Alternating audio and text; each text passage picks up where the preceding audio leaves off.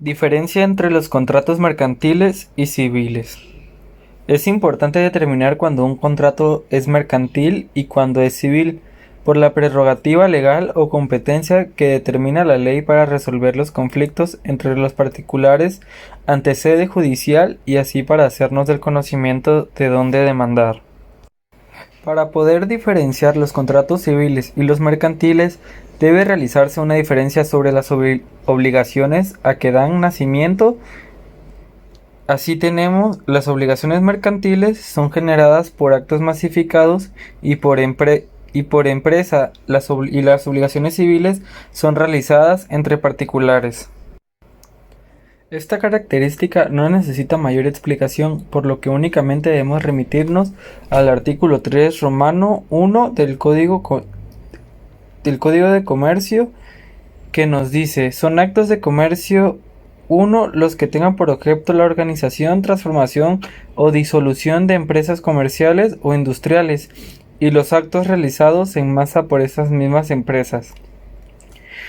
Ello no quiere decir que los actos deben ser realizados por los comerciantes, pero a través de la empresa, y pues también los particulares pueden llegar a realizar actos mercantiles cuando sean sobre una cosa típicamente mercantil o cuando sea mercantil para una de las partes, esto según el artículo 3 Romanos 2 del Código de Comercio, que nos dice: son actos de comercio los actos que recaigan sobre cosas mercantiles, y el artículo 4 del Código de Comercio: los actos de comercio que sean mercantiles para una de las partes lo serán para todas las personas que intervengan en ellos, pero se diferencia de los civiles, ya que los particulares no pueden realizar actos a través de una empresa, ya que solo los comerciantes son titulares de una empresa.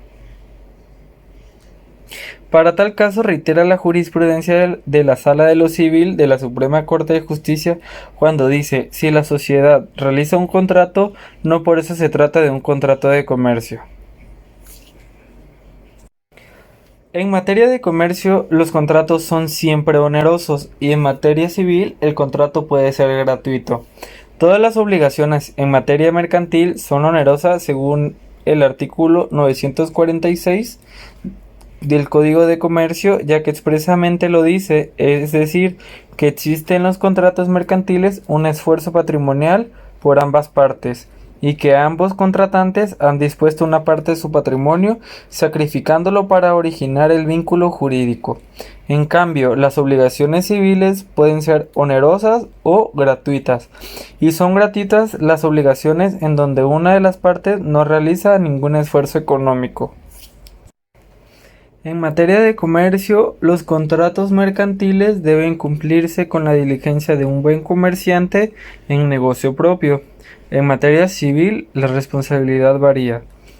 Esta característica se encuentra regulada en el artículo 947 del Código de Comercio, el cual nos dice: las obligaciones mercantiles deben cumplirse con la diligencia de un buen comerciante en negocio propio, y para poder explicar dicha característica debemos de partir del derecho supletorio, es decir, el artículo 1418, inciso 1 del Código Civil, el cual nos dice: el deudor no es responsable sino de la culpa lata en los contratos, que por su naturaleza solo son útiles al acreedor.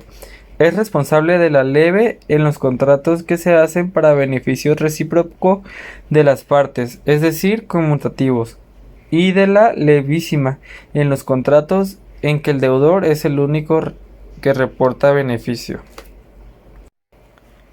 Sus elementos pueden ser personales, reales y formales. Los elementos personales son: de lo civil, derechos y obligaciones desde el nacimiento hasta la muerte, es un derecho común. Regula la vida y la muerte. No es necesaria ninguna profesionalidad de las partes del contrato. Artículo 2036 del Código de Comercio. Representación expresa. Las partes están determinadas desde la celebración del contrato y permite el contrato intuito personae. De parte de lo mercantil, es la actividad profesional del comerciante, es un derecho especial. Regula únicamente la vida.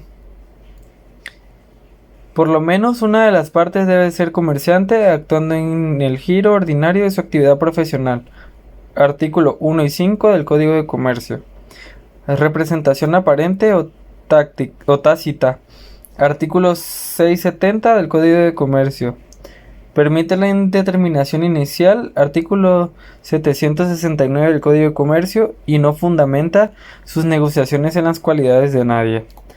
En los elementos reales encontramos, de parte de lo civil, objeto, todas las cosas lícitas susceptibles de enajenación, cosas de los contratos, bienes muebles, inmuebles, derechos reales sobre los mismos derechos de cobro y deudas. Artículo 1538 del Código de Comercio. El contratante generalmente adquiere para sí mismo los bienes y servicios. La intermediación en la circulación de los bienes no es objeto de civil.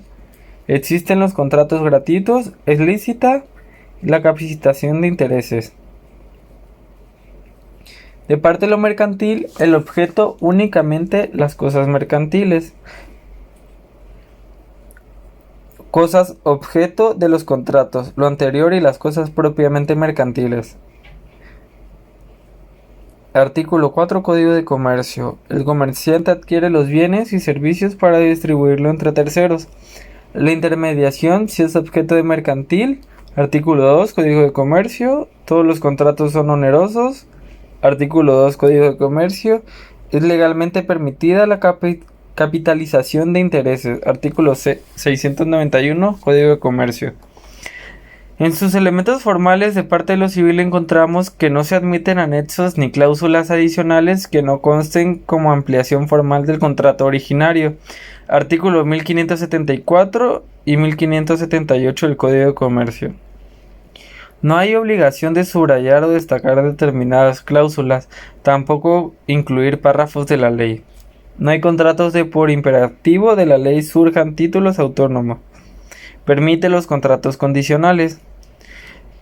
De parte de lo mercantil, sí son aminitas, cláusulas y anexos adicionales. Artículo 672 del Código de Comercio. En algunos contratos mercantiles sí existe esta obligación.